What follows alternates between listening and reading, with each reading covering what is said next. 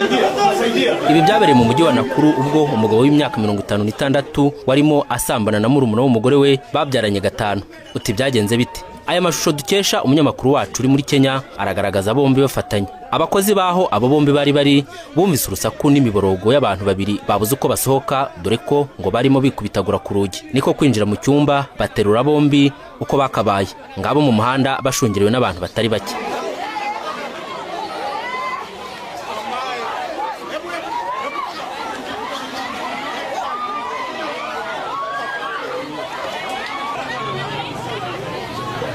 Intandaro ya byose ni agahinda ka Marigarita, umugore w'isezerano w'uyu mugabo wahisemo inzira yo kujya kwinginga umupfumu ngo amuhanire by'intangarugero umugabo we yitaga umushurashuzi, by'umwihariko akamuca inyuma aryamana na murumuna we. Yemeye kwishyura amashiringi y'amanyakenya 40,000, ni ukuvuga angana n'ibihumbi 320 by'amafaranga y'u Rwanda.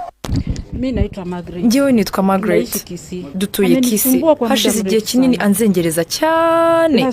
Mu cyumweru gishize twagurishije umurima kugira ngo tugure imodoka kugira ngo ijye idufasha, ariko aho kuyigura yiyiziye hano kwiryohereza na murumuna wanjye. Wongeyeho twarihiye amashuri. Niyo mpamvu naje kuri uyu muganga kugira ngo amfashe kuri iki kibazo cyose. Uyu mugabo twabyaranye abana 5 kandi ni bakuru cyane. Bamwe biga muri kaminuza. Umugabo wanjye afite imyaka 56. Aza muri ibi bice kuhakorera ibyo bintu akambwira ngo yagiye Mombasa, dore Mombasa bayagiye naha. Sasa ngiye Mombasa ni hapa.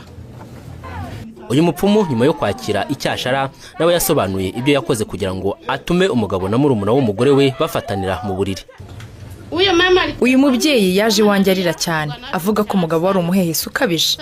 Rero ntangira kumufasha, ndamubwira nti rero mama, aka niko kazi nkora, ugiye kureba uko nkakora.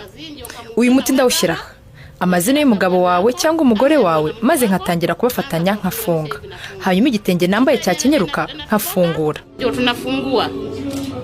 Cyakora uyu mupfumu nyuma yo kuvanga imiti myinshi ikurikiranye n'ibigambo utamenya yaje gufatanura aba bombi.